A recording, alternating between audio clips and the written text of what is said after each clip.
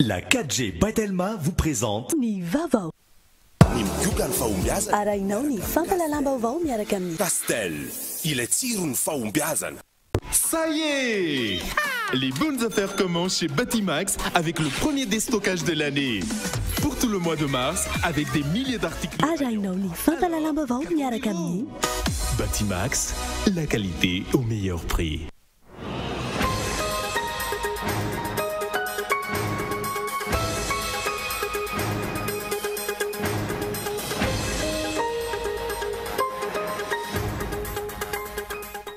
Nametraka fitaraina teny amin'ny HCC Amboda sy teny amin'ny Bianco Amboibao ireo solombavamboaka misy 770 manoloana ny voalaza fa trangana kolikoly teny amin'ny anteny mirapirenena nandritra ny fandanina ireo volavolan-dalàna ifeny fividianana.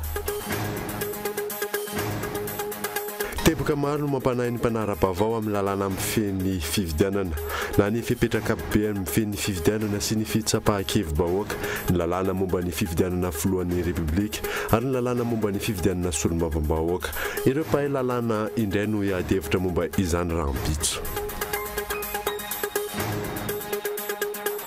Mandalo eto Madagasikara ankehitriny ny iraka avy amin'ny SADC tarihan'ny minisitra angolais misana ny fifandraisana iraisam-pirenena Manuel Domingo Augusto omaly no tonga teto ny délégation manaraka akaiky ny raharaha eto Madagasikara izy ireo raha mitatitra. Politika entina manarina ny firenena no misy eto Madagasikara fa politika maloto hitazomana seza saika izay ny hevitra niombonan'ireo tanora vao hiditra ao amin'ny sehatry ny politika natolotra tamin'ny fomba ofisialy tamin'ity androany ity ireo tanora mivondrona ao anatin'ny andian'ny faefatra ny akademie des partis politiques. Maresaka iraisam-pirenena nampiaton'ny Israely ny fifanarahan'ny firenena mikambana momba ny ireo mpifindra monina afrikana nambaran'ny prime ministre israeliana fa tokony aparitaka amin'ireo firenena tandrevana rehetra ireo mpifindra monina. Nendinireo arahanao afaka fotoana fohy.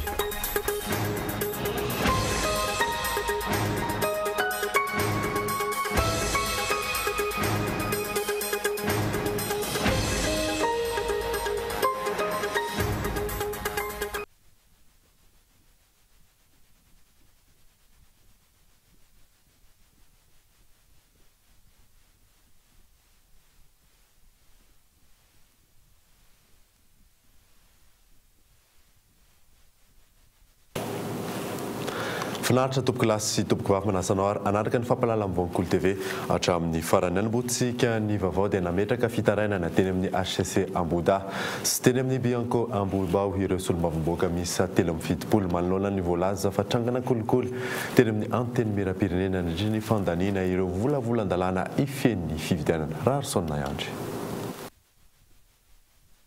Nanao dia be nametraka fitarainana teny amin'ny HCC Amboda ireo solombavambahoaka misy 770 avy amin'ny antoko malagasy miaramiainga mapara tima sy ireo solombavambahoaka tsy miankina manoloana ny fahitan'izy ireo fa maro amin'ireo andininy voarakitra ao anatin'ny lalàna fehizoro no lanin'ny solombavambahoaka mpanohana ny fitondrana ny talata fa 3 aprily lasa teo no tsy mifanaraka amin'ny lalam-pandrena ny repoblika faefatra. Vahoaka marobe ihany koa no efa niandry ireto solombavambahoaka ireto teny Amboda misy ny birao ny fitsarana avo momba ny lalam-pandrenana. Nambaran'ny solombavambahoaka Jean-Michel Henry teny Amboda io atoandro io fa mananjo irotsaka avokoa ny olom-pirenena malagasy fa tsy tokony hisy ny fanliana izay raketina ao anatin'ny lalàna mifeny fifidianana. Aty amin'ny solombavambahoaka tsy ilaina le casier numéro 2. Ny lalàna nefa tokony tsy misy fandavakavahana ohatran'izay. Ary zay no antony handehanana aty amin'ny HCC aty ny hitsipahan'ny HCC ity disposition mikasika ny bulletin numéro 2 tia satria raha ny ahafantarana azy dia tsy azo miala ny candidat hilatsaka io bulletin numéro 2 io. Dikan'izany dia manao fitarainana zahay aty amin'ny HCC manao fitarainana any amin'ny Bianco mba ho lalàna iarahan'ny besin'ny maro ny lalàna feny fividianana amin'ny manaraka io zany. taorin'ny fandalovany teny amin'ny fitsarana avy momba ny lalam-pandrenana nanatitra fitoriana narahana pirofo teny amin'ny Bianco ireo solombavambahoaka miisa 370 manoloana ny raharaha kolikoly toerin'izy ireo voalaza fa nataon'ireo solombavambahoaka mpanoana ny fitondrana no entana nandaniana ny lalàna amin'ny feny fifidianana. Zahay roa amin'ny fitopolo satria misy anaky iray mbola tsy tany ivelany roa amin'ny fitopolo zay ny tonga nanatitra ny planty sy ny pirofo zay nangononay kanetina atao amin'ny Andriamatoa tale généraly ny Bianco ary efa eny tanany koa ny talean'ny territoire zany eto amin'ny faritra Analamanga Antananarivo. Laza izy rehefa avy nanao tatitra izahay nanazava ny zavanisy sy ny zavatra rehetra tsapanay fanitsinety teny amin'ny antenimiram-pirenena sy tsy teny amin'ny antenimiram-pirenena ka nahatonga iny lalàna iny voafidy amin'ny endriny mahamenatra sy manala baraka ny arim-panjakana ny antenimiram-pirenena dia laza taminay izy fa investigable ny dossier naperaka etaty efa afaky-maly ary ny atao tantaratasy naperaka androany miaraka amin'ny pirofo dia manampy zany ny ahafahany zareo manao ny fanadihadiana amin'izay. Raha tsy ivona miainga amin'ny fitoriana ny fanadihadiana tanterahan'ny Bianco.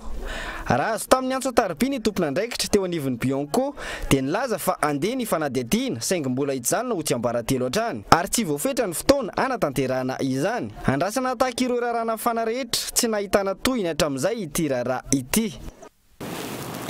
Araky ny fanentana taminao teto amin'ny fampalalam-baovao maro ny teboka mampanahy ny mpanara-baovao amin'ny lalàna ny feny fifidianana ny fipetrakabean'ny feny fifidianana sy ny fitsapahan-kevim-bahoaka sy ny maro hafa ireo mpahay lalàna indray no adevitra momba izany raha mpitso lilira beata.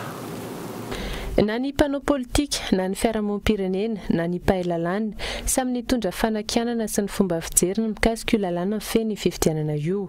Andin-dalàna maro miainga any amin'ny fikarakarana mialohan'ny fanaovana fifidianana mandritra ny fanatontosana hatramin'ny fotoana aorian'ny fifidianana samy nahabe adi-hevitra. Mitohy hatramin'izao ny adi-hevitra mikasika ireo andin-dalàna ireo na efa nisy aza ny fandaniana izany teny anivon'ny antenimiram-pirenena. Fotoana mbola tafiditra anatin'ny fandaniana ireo volavolan-dalàna ireo ny fotoana ankehitriny. Maro ny fanohitohinana amin'ireo lalàna ireo ho an'ny mpanara-baovao. Porofon'izany ny tranga nandritra ny fandaniana azy.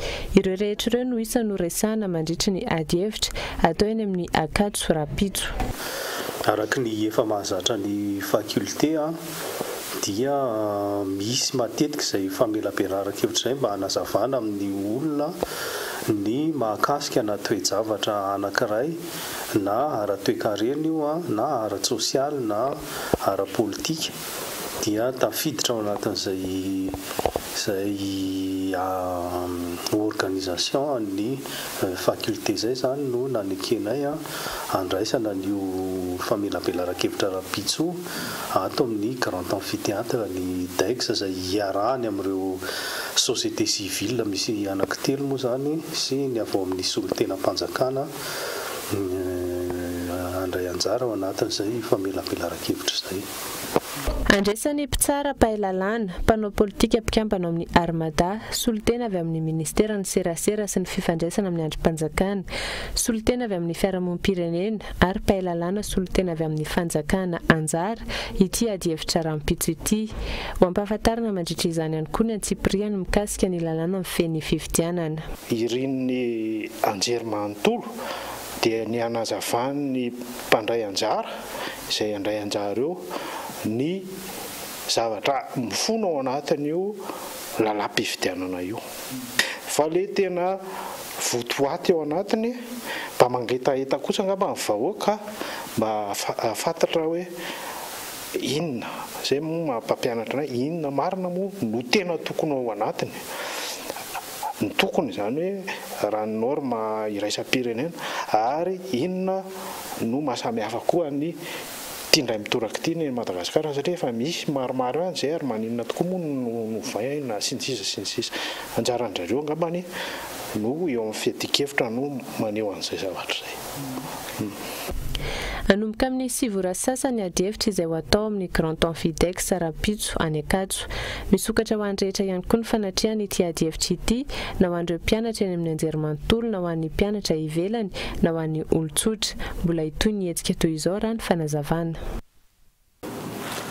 Mandalo eto Madagasikara kosa ankehitriny niraka avy amin'ny SADC tarehiny ministra angolais misahana ny fifandraisana iraisam-pirenena Manuel Domingo Augusto Humano tonga teto an-toerana moa ireo délégation ireo manaraka akaiky ny raharaha eto Madagasikara izy ireo raha ny fantatra fanadina. Omaly, raha iandro tao reny ny fahalaniny lalàna momba ny fifidianana teny amin'ny anteny miaram-pirenena tonga eto Madagasikara niraka avy amin'ny SADC. Ny ministra angolais misahana ny fifandraisana iraisam-pirenena Manuel Domingos Augusto no mitarika io délégation io. Milaza ho manaraka akaiky ny toedrarà eto amin'ny firenena ny avy amin'ny SADC. La SADC représentant les peuples de la région a été toujours aux côtés. Ny SADC izay solon-tenany vahoaka eto amin'ny faritra dia teo akaiky ny vahoaka malagasy foana. Tonga eto izahay miaraka amin'io afatra io fa hoe eto foana izahay. Fantatray fa tonga amin'ny fotoana tena manandanja be izahay. Nolanian'ny parlement ny lalàna momba ny fifidianana izay tena manandanja ho an'ny hoavy ary ho an'ny fampanarahan-dalàna ny fizotry ny fifidianana eto Madagasikara. Et pour une normalisation du cycle électoral au Madagascar. Tsy fantatra mazava ny tanjona sy ny antodiany ireto iraka vahiny ireto eto amin'ny firenena malagasy. Misy tanjona ambadika avy eny ahatongavan'izy ireo amin'izao raharaha mafana eto amin'ny firenena izao. Isy ny fionana amin'ireo mpisehatra ara-politika eto amin'ny firenena mandritra izao dia izao raha ny voalaza. Fionana izay resana ny fanatanterana ny fifidianana indrindra tao reny fandaniana ny lalàna momba ny fifidianana. Andrasana ny hotoan'ny raharaha. Voelika higadra 12 taona i Lula da Silva filoha breziliana teo aloha vokatry ny fanaovana kolikoly tahaka izay ihany koa nahazo ny filoha frantsay teo aloha Nicolas Sarkozy izay nandalo fitsarana ihany koa miantso sy miandry ankehitriny ny vahoaka malagasy ny amin'ny fandraisana andraikitry ny fitsarana amin'ireo trangana kolikoly miseho lany eto amin'ny tany sy ny firenena io ny nasaina. Jusqu'au bout, après plus de 10 heures de débat et l'intervention des 10 magistrats, l'égalité... Nomelohin'ny fitsaranan'ny tampony brésiliana higadra 12 taona i Luiz Inácio Lula da Silva filoha brésiliana teo aloha. Mpitsara ambony enina amin'ireo 12 no nanameloka azy tamin'ny fanaovana kolikoly. Ity fitoam-pitsarana ity izay nitranga volana vitsy mialoha ny fitoam-pifidianana filoham-pirenena ho tanterahana any an-toerana. Any Frantsay ihany koa enjehiny fitsarana amin'ny fanaovana kolikoly mivantana sy ankolaka, ny fanaovana osika, famitsim-bola, firaisana tsikombakomba ary fanapara-pahefana ny filoha Frantsay teo aloha Nicolas Sarkozy. Miavaka ny an'ireo firenena mandroso ny fampiarana ny lalàna, tsy hijerena ny toerana na ny andraikitra noraisin'ny voapanga. Tsy misy afabela amin'ny heloka natao nandritra ny fitondrana ny firenena. Takizay ihany koa ohatra ny filoha Mauritiana izay voaroroy ho nanao heloka ary nametra-pialana vao nitranga io raharaha io. Amin'izao fotoana izao, miandry ny vahoaka malagasy ny amin'ny fandraisana andraikitry ny fitsarana malagasy ary ny fahaleovantenany. Andray an-tanana ireo raharan-kolikoly sy fandikan-dalàna maro misy lany eto amin'ny firenena, indrindra eny anivon'ireo androm-panjakana toy ny eny amin'ny anteny miaram-pirenena. Andrasana ihany koa ny fepetra ho raisin'ny Bianco indrindra taorian'ny antson'ireo solombavambahoaka ny amin'ny fisian'ny kolikoly eny amin'ny lapan'ny Tsimbazaza. Tsy politika entina manarina ny firenena no misy eto Madagasikara fa politika maloto itazomana seza saika izay avokoa ny hevitra niombonany ireo tanora vao hiditra amin'ny sehatry ny politika nitolorana tamin'ny fomba ofisialy androany ireo tanora mivondrona ao anatin'ny andiany fa efatra ny Académie des partis politiques. Michela Nardo. Politika maloto anjakan'ny kolikoly sy ny fitiavan-tseza izay ny zava-misy eto Madagasikara efa antonany maro izay ndra ny faranzavan'ireo tanora vao misandratra hiditra eo amin'ny tontolo politika mila rivotra vaovao ny tontolo ara-politika eto Madagasikara. Misy betsaka zany ny fomba indrindra le resaka fomba fanaovana politika zany le pratique politique zay azo lazaina hoe tsy manjary mihitsy nataon'ny mpanao politika tsika eto Madagasikara ny ankamaroany. Ohatra zao vao tsy ela koa le zavatra vao niseho voaingana mahakasika ny fandaniana le lalam-pifidianana misy projet telo le izy tao anatiny efa ho an'ny antoko malagasy miaramiainga manokana zay efa nandefa fanatsarana fanitsiana tao anatin'le saingy tsy tafiditra tao anatin'le izy mihitsy noho ny antony resaka hoe fiarovana tombotsoa manokana moa le hita ihany koa zany profitra anatin'izy ny kolikoly avolena. mbola azo arena saingy mila ezaka avy amin'ny rehetra ny fanavaozana ny tontolo ara-politika eto Madagasikara raha ny fanazavana trany mbola misy ny finiavana eo amin'ireo tanora. Vana politika zay hita mbola somary ataoko hoe miaina anatin'ny zany zay zany raha ataoko en résumé zany izy dia indrindra koa zany le tiako tena hoe hitako mbola tsy hitako amin'ny politika amin'izao zany ianao zany rehefa zavatra teneny dia aleo zany tanteraha zay zany hitako tena hoe mbola isan'ny lesoka zany dia ankoatr'izay moa zany dia miandrandra moa zay zany amin'ity formation ty tena hoe ahazo formation amin'izay fanovana zay zany misy tasy ratsy zany eo amin'ilay politika ataontsika eto Madagasikara. Miandrasana zany mazava ho azy hiezaka anadio ary ezaka anatsara an'ilay fanaovana politika eto Madagasikara. Hatreto aloha zany dia mbola hita fa maloto le politika. Nanomboka ny fampiofanana andiany faefatra ireo tanora miisa 1.30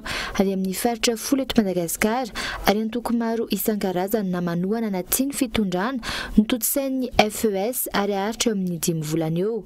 Efatra amin'ireo tanora azo fiofanana ato amin'ny Académie des partis politiques no avy amin'ny antoko politika malagasy miara-miainga.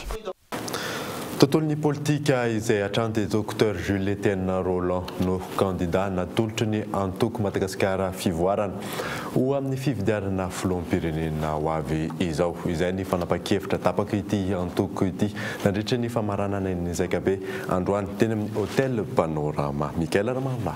Ny farana androany ny Zakabean'ny antoko mafy na ny Madagasikara fivoarana tsy noho ny fangatahan'ny mpikambana eo anivon'ny antoko ireriany fa efa vonina hatramin'ny ela i Dr Jules Etienne Roland amin'izay firotsahako fidiana ho amin'ny fifidianana ho filoham-pirenena.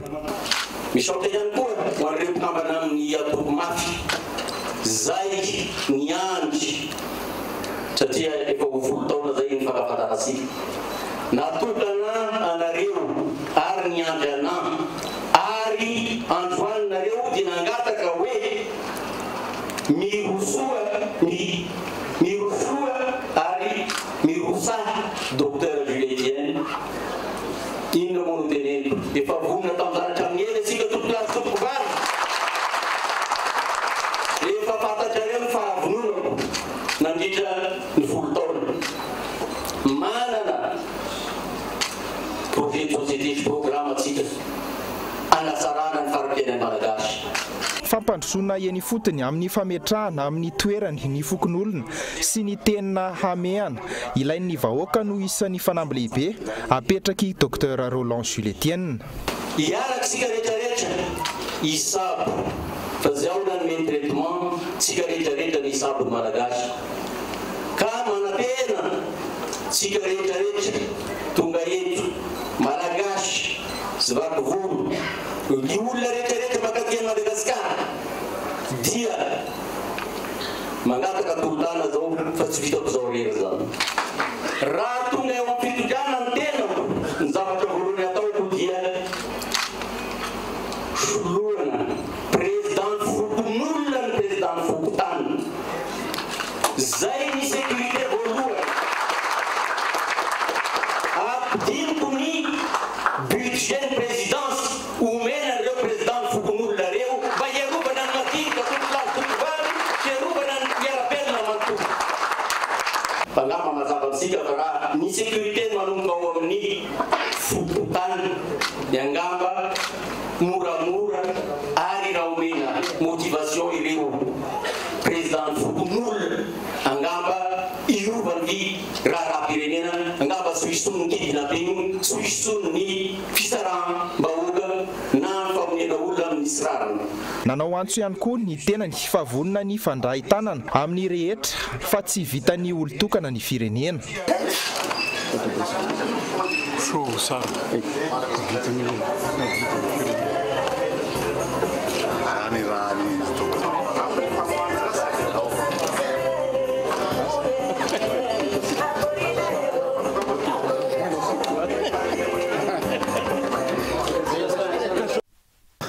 Lafim-baovao hafa kosa indray dia tsy iray intsony ny fanarenana ny orinasa Air Madagascar. Ny fanakanana ny sidina nataon'ny kompania fitaterana vahiny Corsair no paikady farany raisy ny fanjakana hiarovana ny tsena ankilany nefa miverina amin'ny fomba fanaony manambotry orinasa io ny fitondrana lilira beata. Taurine ny famerana ny kompania vahiny Corsair tsy ho afaka anao ny sidina mampitohy ny La Réunion sy Antananarivo mangingina ny mikasika ny paikady entiny mpitondra amin'ny fanarenana ny orinasa Air Madagascar. Raha ny fantatra ATR 62600 roa sy ATR 62500 iray ary Airbus A340 iray miaraka amin'ilay Boeing 737 iray nisy fahasimbana ary tafajana tany Mayotte ny volana janoary teo no fiaramanidina ampiasain'ny kompania malagasy ankehitriny. Ankoatr'ireo drafim-panarenana nampahafantarana izay voalaza fa mizara roa, ny voalohany aharitra 3 taona anaovana ny fanarenana ifotony ary ny faharoa aharitra 7 taona ijerena ny fampivelarana ny orinasa, andrasana ny fanatsarana ny tolotra. Mbola mitohy ny fitaraina ny mpanjifa mampiasa ny sidiny Air Madagascar any amin'ny fahatarana na ihany koa ny fanafonana sidina. Ankilan'izay mitohy ihany koa ny fomba fanaon'ny mpitondra amin'ny fanapotehana ny orinasa amin'ny fanafonana sidina noho ny antony manokana. Noho ny olana ara-politika ohatra vao herinandro lasa izay nofoanana ny mpitondra ny sidina tokony nataony kompania io nakany Mahajanga ary noraisina ny tanana avy eo ny fandaniana amin'ny fampiantranona ireo mpandeha tamin'izany. Tahaka izany ihany koa ny nitranga tamin'ny taona 2014 noho ny fanodinana ny sidina tanà Marseille tanà nalefa nakany Paris ary niteraka fatiantoka 7,2 euro ho an'ny kompania.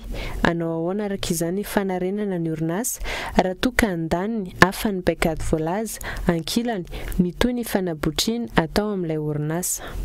Nankatoavy ny fitsarana avy momba ny lalam-pandrenana omaly ny lalàna laharana 7 tsipika ohatraohatra enina manome alalana ny fanaovantsiny ny fifanarahana azona mindrambola eo amin'ny Repoblika Malagasy ny Deutsche Bank, London Branch ary ny TMF Global Service ahafahana manampy arabola amin'ny fanarenana ny kompania Air Madagascar. Nodray ranaraka dokavarotra isika mialohan'ny ederitsika ny tontolon'ny indostria eto Madagasikara eo koa ny vokatra omaly tamin'ny UEFA Champions League. Rehefa avy eo ary.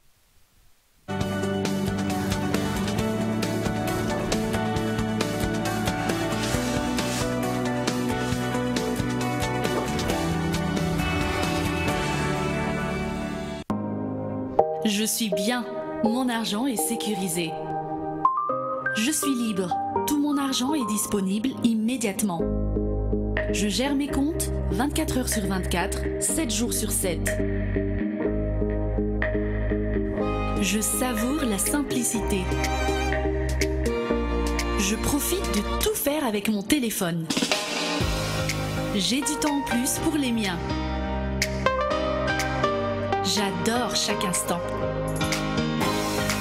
Je suis gagnant sur tous les plans.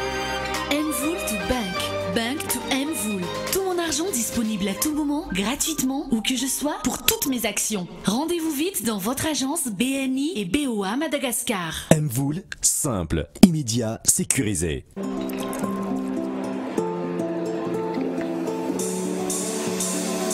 Ny olona mahomby eo amin'ny fiainana dia ireo izay tia milavilefina manoloana ny ady.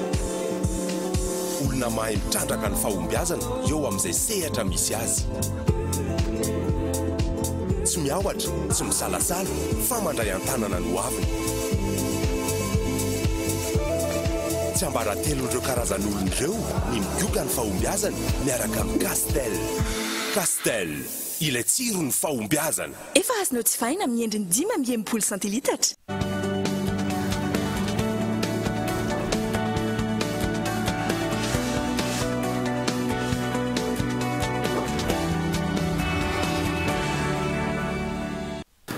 Nanoizatsika ny vaovao aza dia namisy aza ny dingana nataon'ny mpandraharaha amin'ny fampiroboroboana ny sehatry ny indostria eto Madagasikara.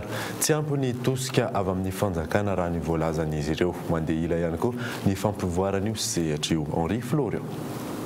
Ny 5 isanjaton'ny vola miditra ao anaty kitapo-panjakana dia avy amin'ny orinasa madinika sy salantsalany misy eto amin'ny nosy raha nambarany eo anivon'ny SIM.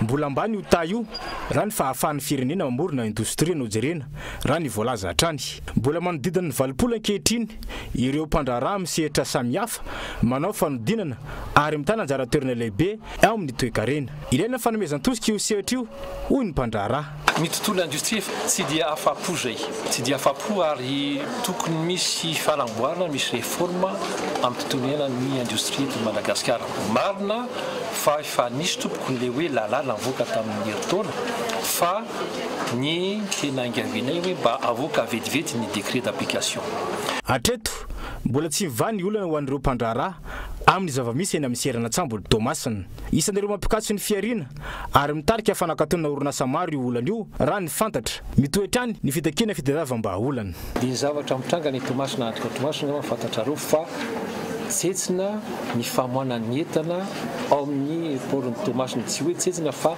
milanto be mihitsy na eo amin'ny fampidirana zany na eo amin'ny fivony exportation ka mamisy etsona fotsiny hoe amin'ny manapahefana hoe mba alefa ao vetivety kokoa mba voaina izany siarana amin'ny Tsambo au Tomasina isan'ny mbola andrasana avy amin'ny fanjakana ohatra ankehitriny ny famoahana didy fampiarana ny lalàna momba ny fampivoarana ny indostria eto Madagasikara io ny dingana manaraka voalaza amin'ny fampivoarana ny tontolon'ny indostria malagasy ny volana martsa sy aprily no fotoana fandoavan-ketra ho amin'ireo orinasa madinika sy salatsalany eto Madagasikara maro anefa ireo orinasa ireo no manana olana amin'ny tsy fahafantarana izany izay miteraka sazy zava-dehibe ho an'ny toe-karem-pirenena anefa izay fandoavan-ketra izay fanadina manahirana ny maro eto Madagasikara ny manodidina ny hetra tsy ampy ihany koa ny fanazavana avy amin'ireo tompon'andraikitra isan-tokony ka miteraka savorovoro ao an-tsain'ny maro ny amin'ny fandoavan-ketra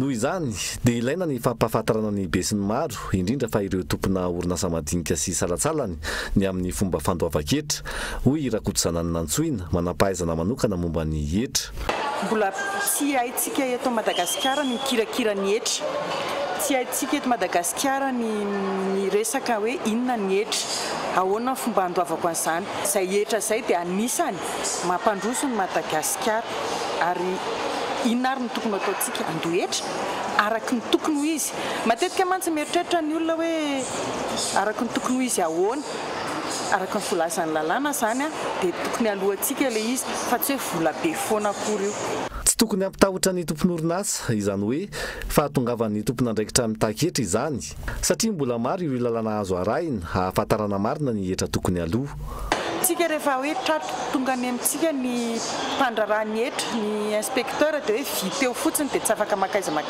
tadio fa afaka makaiza ianareo mbola misy lalana be dia be azo ale manomboka ao amin'ny direction des contentieux mandeha makany amin'ny commission fiscale de recours administrative makany amin'ny conseil d'état mbola lalana lavabe afaka hidivantsika ahafahantsika miteny hoe zao ny zonay fa tsy mijanona fotsiny eo anivon'ny contrôle eo amin'ny centre fiscal tsy ampy ihany koa ny tamberin'andraikitra azo avy amin'ny fandoavan-ketra antony iray lehibe mahatonga ny maro tsy maharisika amin'ny fandoavan-ketra eo ihany koa ny tsy fisian'ny mangarahara amin'ny fitantananandraharam-panjakana amin'ny ankapobeny zava-dehibe ho an'ny toe-karem-pirenena nefa ny fandoavan-ketra tsy mijanona eto an-tanindrazana intsony ny fanehoan-kevitra manoloana ny kolokolo sy ny fomba ratsy eto amin'ny tany sy ny firenena ny sabotsy 7 aprily izao amin'ny 10 maraina ifampitoana ny malagasy ao Frantsa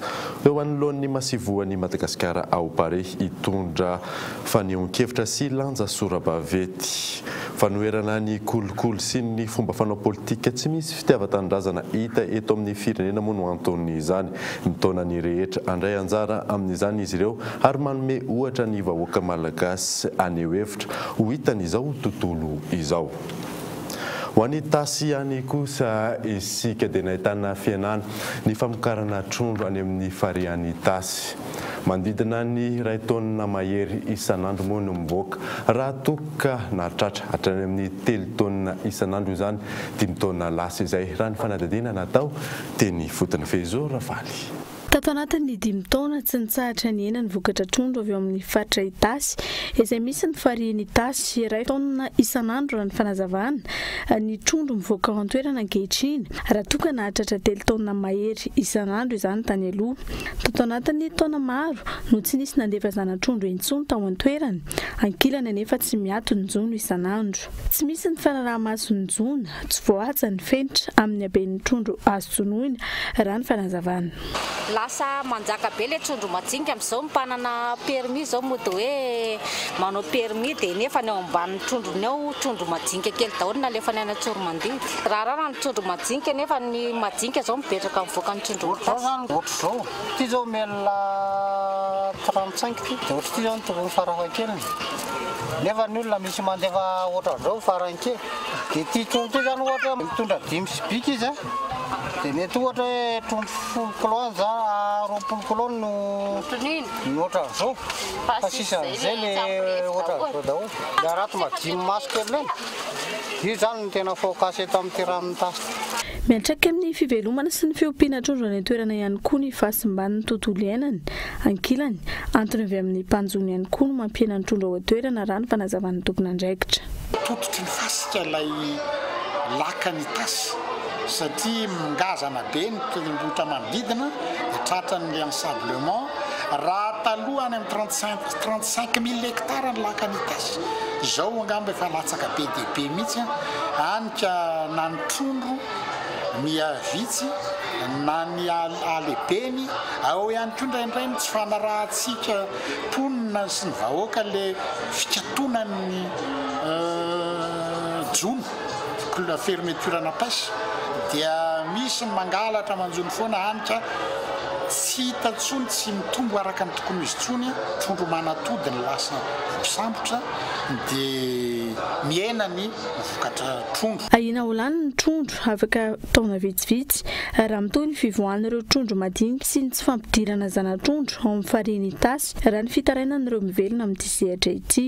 Manodidina ny 20 hatramin'ny 30 kilao isan'andro ny trondro lafin'ireo mpivarotra ao Soavinandriana, Ampefy sy ny manodidina ny farihy Tasy amin'ny ankapobeny. Manodidina ny 5,000 ariary ny kilao ny trondro kely fanenjy ary R1 hatramin'ny 4,000 sy R1 ny kilao n'ireo trondro vaventy. Raha atao ny kajikajy tsotsotra raha toa ka R1 ny kilao ny trondro mampiditra R2 isan'andro ireo sady mpanjony no mpivarotra raha toa ka mahalafo 20 kilao isan'andro. Maresaka iraisam-pirenena kosa indray dia nampiataon'ny Israely ny fifanarahana ny firenena mikambana momba n'ireo mpifindra monina afrikanina nambarany Prime Ministra israeliana fa tokony mamparitaka ho an'ireo firenena tandrefana rehetra ireo mpifindra monina ireo fanandina. L'accord n'aura duré que quelques heures. Nanaitra ny mpanarabavao iraisampirenena ny fanambarana nataon'ny Prime Ministra israeliana Benjamin Netanyahu tamin'ny fiandohany ity herinandro ity izay nampiatana ny fifanarahan'ny firenena mikambana momba ireo mpifindra monina afrikanina. Tsy ankasitrahany ny fifanarahana raha ny fanazavany ary isosikevitra narosiny ny anapariahana ireo mpifindra monina afrikanina ho any amin'ny firenena tandrefana toa ny Canada, Allemagne ary Italia. Manoloana izany, nanambara ny gouvernemanta Allemagne fa tsy mahafantatra izany fanapa-kevitra izany ary tsy nivonina ny andray ireo mpifindra monina afrikanina mipetraka ao Israel ho any amin'izy ireo. Tato anatin'ny 10 volana nisy indreo mpifindra monina afrikanina mahery ny 7,3 alina tao Israel nikorotana ary nizara ny vahoaka sy ny antoko tany an-toerana. Ankilany ireo nationaliste manao ny tsindry amin'ny gouvernemanta androaka ireo mpifindra monina andaniny ireo izay milaza fa tsy natao firenena mpanilikilika Israel. Ny fanjakana israeliana manohy hatrany ny fandrarana ireo mpifindra monina hiditra ao amin'izy ireo ary mandroaka ireo efa any an-toerana. Ny volana febroary teo raha tsy ahivana lehilahy mpifindra monina miisa 2 alina araky ny fanisan'ny fanjakana israeliana no nomena fehimpotoana 2 volana ialana ao Israely. Ary vona ny fanjakana israeliana anolotra $303,000 ividiana tapakila mpiara-manidina ifindran'izy ireo any amin'ny firenena afrikanina tsy misy ady. Aorin'izay hogatrany ireo mbola tratra ao Israël. Il rencontre les habitants du sud de Tel Aviv, là où vivent beaucoup d'émigrants. Any Frantsa kosa indray dia naseho amin'ny praministra frantsay omaly ny kisary amin'ny fanavozana ireo androm-panjakana any an-toerana. Dia ny fahefana mpanatanteraka frantsay hoahena hatrany amin'ny 30 isanjato nisan'ny ireo parlementaire fanadina amin'izany France 24 hatrany. Le Premier ministre rabat ses cartes sur la réforme des institutions. Hoavaozana hatramin'ny kely indrindra ny androm-panjakana any Frantsa araka ny fanambarahana sy ny kisary naseho ny praministra frantsay ny alarobia teo. Isany amin'izany fampihenana nisan'ireo solombavambahoaka. Raha 7 sy 10 zany teo aloha, ahena ny fanjakana ho 4 sy 700 zany amin'ny fanavaozana. Eo ihany koa nisan'ireo loholona 4 sy 900 zany, raha 7 sy 300 zany amin'izao fotoana izao. Ho an'ireo solombavambahoaka, ampihenany lanjan'ny solombavambahoaka izao fikasany ny fitondram-panjakana izao, fa ihany koa ampivangongo ny fahefana ho eo am-pelantanany ny filoham-pirenena. Isan'ny fanavaozana ihany koa ny famerana ny fandraisana anjaran'ireo solombavambahoaka ho intelo ao anatin'ny fifidianana. Samy manana ny heviny ireo mpanao politika any an-toerana amin'izao fotoana izao, ary maro amin'izy ireo no mitsipaka sy tsy mankasitraka izany, ary milaza fa hanohitra ny fikasan'ny fitondram-panjakana rehefa tonga ny fitsapakevim-bahoaka. Acceptable en l'état, le gouvernement n'est pas Alohan'ny sarana daverina aminao ireo vaovao songadana tamin'ity alina ity. Nametraka fitarainana teny amin'ny HCC Ambota sy teny amin'ny Bianco Ambobao ireo solombavambahoaka miisa 370 manoloana ny voalaza fa trangana kolikoly teny amin'ny antenimieram-pirenena. Teboka maro no mampanahy ny mpanara-baovao ny amin'ny lalàna amin'ny feny fividanana ireo mpahay lalàna indray no haidevitra momba izay rahampitso. Mandalo eto Madagasikara ankehitriny niraka avy amin'ny SADC tarihany ministra angolais misana ny fifandraisana RS am-pirenena manaraka akaikiny raha eto Madagasikara izy ireo raha ny fantatra. Dia izay mamarina vaovao tamin'ity alina ity sorananao nanaraka izany sora manoka ihany koa ireo mpanaraka ny vaovao Ankolo TV any amin'ny faritra indrindra ireo manaraka izany amin'ny alalan'ny DSTV Antsiranana sy TNTV Fianaratsoa. Soava tsara daholo tompoko.